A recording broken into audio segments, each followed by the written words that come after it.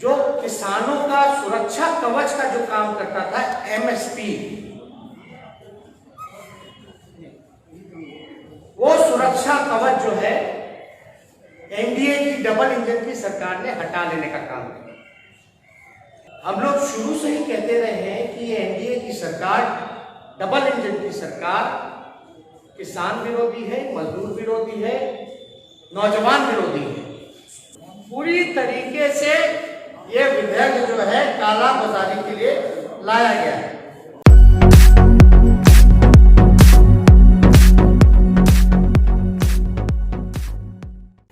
सभी लोगों का धन्यवाद। नीचे और जितने भी यहाँ प्रेस वार्ता में पार्टी के कार्यकर्ता पदाधिकारी उपस्थित हैं, प्रदेश अध्यक्ष आदरणीय विक्रम बाबू जी, सुनील जी,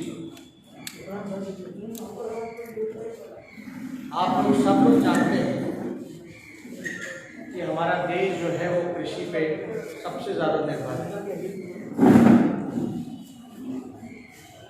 अभी हाल फिलहाल में केंद्र सरकार ने एक एक करके 3 विधेयक जो है कृषि का लाने का काम किया, जिसका पूरे देश भर में जो किसान है वो विरोध कर रहे हैं। किसानों की हालत पहले से ही दयनीय थी। आत्मदाह करने पे भी कई राज्यों के किसान जो है मजबूर रहे, ये हम लोगों ने देखा है। राष्ट्रीय जनता दल शुरू से ही किसान, मजदूर, बेरोजगार, नौजवानों के साथ, गरीबों के साथ हमेशा खड़ी रही और इस बार भी पार्लियामेंट में हम लोगों ने पुरजोर तरीके से इसका विरोध किया। जो किसानों का सुरक्षा कवच का जो काम करता था एमएसपी, वो सुरक्षा कवच जो है एनडीए की डबल इंजन की सरकार ने हटा लेने का काम किया। हम लोग शुरू से ही कहते रहे हैं कि एनडीए की सरकार, डबल इंजन की सरकार, किसान विरोधी है, मजदूर विरोधी है, नौजवान विरोधी है। और ये पूरी तरीके से स्पष्ट हो गया। पूरे देश भर में चाहे रेलवे हो, उसको प्राइवेटाइज किया जा रहा है, एयर इंडिया हो, उसको प्राइवेटाइज किया जा रहा है। हर जगह जो है निजीकरण, प्राइवेटाइज, सारे सेक्टर्स को किया जा रहा है। लोगों ने कई बातें, बड़ी बड़ी बातें कहा था कि देश को बिकने नहीं देंगे, और एक सेक्टर ऐसा था जो एग्रीकल्चर सेक्टर था, कृषि सेक्टर था, उसको भी प्राइवेटाइज पूरी तरीके से करने की तैयारी हो चुकी है। हमने कल भी ये बात कही, इस विधेयक से किसान लाचार हो गया है, मजबूर हो गया है, हताश हो गया है, निराश हो गया है, टूट चुका है, और उसका पूरा शोषण करने का तैयारी कॉर्पोरेट सेक्टर द्वारा चलाया जाता है। यानी ये स्पष्ट है कि जो अन्नदाता है, जो अन्नदाता है, उसको ये सरकार अपने फंड दाताओं से कठपुतली बनाने का काम कर रही है। यानी जो हमारे अन्नदाता है, ये सरकार अपने फंड दाताओं को कह करके इसका पूरी तरीके से तैयारी करके उसको किसानों को कठपुतली बनाने का काम किया जा रहा है। हम स्पष्ट कर दें एक बात, इस विधेयक को लेकर के भारी विरोध हुआ। पंजाब, हरियाणा में तो भारी आंदोलन चल रहा है, और धीरे धीरे ये आंदोलन जो है तेजी पकड़ रहा है। और बिहार में, क्योंकि बिहार जो है कृषि प्रधान राज्य रहा है, लगभग 70% से भी ज्यादा बिहार जो है किसानों पर निर्भर रहते हैं। आज कहीं ना कहीं से मान लिया कि ये जो डबल इंजन की सरकार है ये उनके हितैषी एकदम नहीं, बल्कि पूरी तरीके से ये सरकार पूंजीपतियों की सरकार है, गरीबों की सरकार नहीं। इस विधेयक से किसान और गरीब होगा। 2022 की बात की जाती थी, जिसमें 2022 में लोगों ने सपने दिखाए कि आय को किसानों का दुगना किया जाएगा। अब हम कुछ कारण हम आपको बता दें कि आय दुगना क्यों नहीं हो सकता। इससे किसान और गरीब होगा,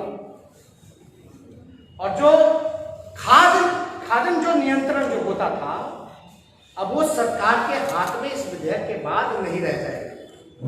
यानी जितना खाद्य नियंत्रण है वो कॉर्पोरेट सेक्टर के हाथों में चला गया है। मंडी को खत्म करने का प्रयास किया जा रहा है। गौर कीजिएगा, यह गरीब प्रदेश है, लोग पलायन करते हैं, दिहाड़ी मजदूर हैं। 2006 में बिहार में एपीएमसी को रद्द किया गया। इसी एनडीए की सरकार ने, नीतीश कुमार जी ने एपीएमसी को रद्द किया। हम बिहार के माननीय मुख्यमंत्री नीतीश कुमार जी से पूछना चाहते हैं कि एपीएमसी को रद्द करने का क्या नुकसान हुआ है या क्या फायदा हुआ है, ये आप बताइए। एपीएमसी मतलब जो है, आप ये कह सकते हैं, जो कृषि उपज विपणन समितियां जो थी, उसको एग्रीकल्चर प्रोडक्शन का जो कमेटी था उसको रद्द 2006 में किया गया। और पूरी तरीके से बिहार में जो है बिचौलियों के हाथ में ये सारे चीजें जो है वापस आ गई। इस पूरे विधेयक में जो है एमएसपी का जिक्र ही नहीं है। अच्छी बात है कि आपने बात की वन नेशन वन मार्केट की बात की, वन नेशन वन मार्केट की बात की, लेकिन आपने वन एमएसपी की बात नहीं की, जो कि किसान का सुरक्षा कवच है। आखिर क्यों नहीं वन एमएसपी की बात की गई?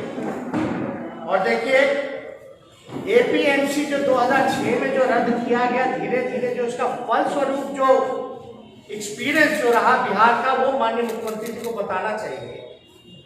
और इसका जहां तक जो फलस्वरूप है कि बिहार जो है गरीब होता गया, पलायन होता गया, और इस वर्ष की बात करें, अगर आंकड़ा में बात करें, इस वर्ष नीतीश सरकार के कुल गेहूं खरीद का के जो लक्ष्य 1% से भी कम एमएसपी के मूल्य पर खरीद हुई, जो कि 0.71 है। तो कैसे फायदा होगा? ये बहुत ही बड़ा प्रश्न है, जिसका हम लोग चाहते हैं कि सरकार जो है उत्तर देने का काम करे। इस अध्यादेश की धारा 4 में कहा गया है कि किसान को पैसा 3 कार्य दिवस में दिया जाएगा। जो धारा 4 है इस विधेयक का, इसमें कहा गया कि किसानों को पैसा 3 कार्य दिवस में दिया जाएगा। किसान का पैसा फंसने के पर दूसरे मंडल या प्रांत के बार बार चक्कर काटने होंगे। हाँ, लोग हमारा एक जिला का फंस गया, पैसा नहीं मिल रहा है, तो उसको दूसरे राज्य जाना पड़ेगा, दूसरे जिला जाना पड़ेगा। उसका खर्चा कौन देखेगा? बार बार चक्कर काटना पड़ेगा।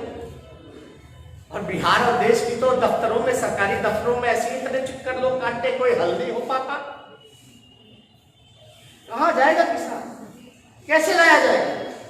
तो ये भारी समस्या जो है देश के सामने आई है, और किसान जो है बड़े आक्रोश में लोगों को इस बिल के बहाने ये लोग झूठ बोलने का काम करते। अब आप बताइए इससे आय दुगुना कैसे होगा 2022 तक? तो इनका लक्ष्य था कि 2022 तक इसके आय को दुगना करेंगे, ये कैसे इसका पूरा होगा? विवाद सुलझाने के लिए देखिए जो इस विधेयक में है क्या है, विवाद सुलझाने के लिए 30 दिन के अंदर समझौता मंडल में जाना होगा। वह ना सुलझ सका तो धारा 13 के अनुसार एसडीएम के यहां जाना होगा, मुकदमा करना होगा। एसडीएम के आदेश की अपील जिला अधिकारी से के यहाँ होगी। जितने पर किसानों का भुगतान करने का आदेश दिया जाएगा, देश के 85% किसान के पास 2-3 एकड़ है, विवाद होने पर उनकी पूरी पूंजी वकील कर दे और ऑफिस के चक्कर काटने में ही लग जाएगा। इतने लेवल पे जाना पड़ेगा, इतनी जगह जाना पड़ेगा कि भाई उसका मुकदमा होगा, तो उसका जो केस होगा वो कहां से ठीक कर पाएगा बेचारा किसान। हमारे देश में 85% लघु किसान है और बिहार में छोटी और मझली जोत के किसान ज्यादा से ज्यादा है। यानी बहुत ही छोटे जमीन में मतलब वो बेचने की दूर की बात खुद ही नहीं, तो अपने परिवार में ही वो खपत कर पाते, अपना ही पेट पालते हैं उस चीजों से। तो ज्यादा से ज्यादा आप देखिएगा लघु किसान है, मझली जोत किसान है। किसान के पास लंबे समय तक भंडारण की व्यवस्था नहीं होती है, यानी यह अध्यादेश बड़ी कंपनियों द्वारा कृषि उत्पादकों जो काला बाजारी के लिए लाया गया है।